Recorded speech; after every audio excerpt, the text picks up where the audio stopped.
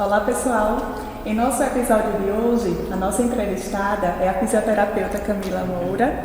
Camila, que é coordenadora da equipe de fisioterapia da Unidade de Terapia Intensiva Neonatal, tá?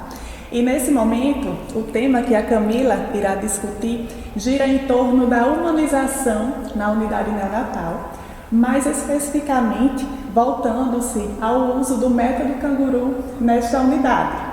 Então, Camila, que satisfação tê-la aqui conosco neste episódio do nosso Talk Web Show. Muito obrigada por sua disponibilidade em participar desse projeto mediante a abordagem de um tema tão significativo, tão especial. Obrigada por estar aqui hoje falando sobre um tema que eu sou apaixonada, que gira em torno da humanização da saúde, né? E é um prazer estar aqui falando sobre isso e disseminando esse assunto para a população. Muito obrigada. Então, Camila, inicialmente, por favor, esclareça aos nossos ouvintes em que consiste o método canguru. Bem, o método canguru, ele é uma política nacional de humanização que está dentro da PNH, que é um modelo de assistência biopsicossocial voltado para o recém-nascido de baixo peso. Então, ele é um modelo biopsicossocial para esses recém-nascidos de baixo peso que está dentro de uma política de humanização. Então, ao contrário do que muita gente pensa, quando fala em método canguru, pensa só na posição canguru. E a posição canguru é uma das estratégias, de uma pequena parte do que é o método canguru, que é algo muito mais ampliado e que envolve muito mais coisas, como o cuidado com o profissional, como a atenção à família, ao pai, à mãe, aos cuidados específicos com o RN, né, com o recém-nascido. Então, ele abrange uma grande gama de estratégias para que o bebê para a gente conseguir ofertar uma assistência melhor a esse recém-nascido, para que ele ganhe peso e consiga desenvolver melhor o seu sistema neuropsicomotor. E aí visa realmente esse ganho de peso do bebê. Mas para isso a gente envolve um monte de coisa. Inclusive, que a gente não pode esquecer, é o bem-estar do profissional, é a ambiência do serviço, é um profissional trabalhar satisfeito, bem cuidado, tem uma boa remuneração. Então, para a gente cuidar com qualidade do outro, a gente como profissional, a gente também precisa estar bem cuidado, né? Então, envolve tudo isso. Perfeito, Camila. Então, assim, quais seriam as principais vantagens que você pode apresentar em relação ao uso deste método voltado para aquela população neonatal que se encontra em processo de hospitalização? Então, a vantagem, no geral, resumindo, é a diminuição da morbimortalidade, né? Mas tem várias vantagens. A criança, a gente vai estimular o contato pele a pele com os pais desde o nascimento, o mais precoce possível, desde o momento do nascimento dele. Então, a gente vai favorecer esse contato mais próximo do bebê com sua família. Isso vai favorecer ele a ganhar peso, a ter um controle térmico melhor, diminui o estímulo de dor da criança, diminui a ansiedade da criança, favorece esse vínculo dos pais com o seu bebê, facilita o cuidado da família que vai ter com esse bebê. Imaginem que os pais, quando chegam aqui na UTI, levam um susto, né? De ver aquele bebê tão pequenininho, tão frágil, com tanta monitorização, com tanto fio, com tanto tubo, com tanta coisa. Então, é muito difícil para os pais esse primeiro impacto.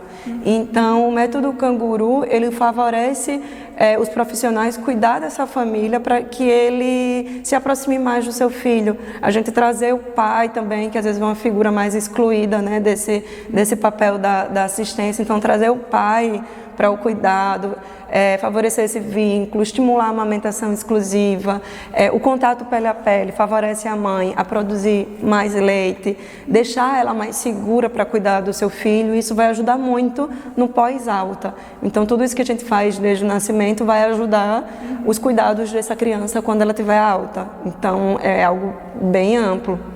Então, é inquestionável, né, o número de vantagens, né, toda a influência positiva que este método vai representar, não apenas aquele neonato, né, aquele bebê que está realmente precisando de um suporte, mais especializado, mas também voltado para a sua família, Isso. Para o seu envolvimento e estabelecimento de vínculo, né, junto aos seus genitores. A gente tem que lembrar que a gente tem que devolver essa criança não apenas com vida para a família, a gente tem que entregar uma criança saudável para a sociedade, para conviver futuramente, ter um emprego, estudar, fazer parte, ter uma vida normal. Então a gente precisa favorecer esse crescimento. E uma das vantagens, né, do método Canguru que a gente fala é que ele protege o cérebro.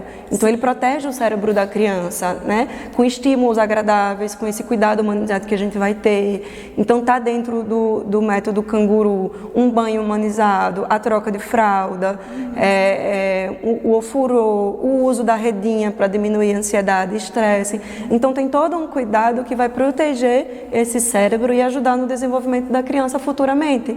Então a gente tem que pensar nessa criança, como a gente vai devolver essa criança, entregar essa criança para a sociedade. E a gente quer entregar uma criança plena que possa desenvolver como qualquer outra. Coisa linda, realmente, né? É apaixonante. Apaixonante. Não tem como trabalhar na UTI neonatal com crianças tão pequenininhas, se não for de maneira humanizada.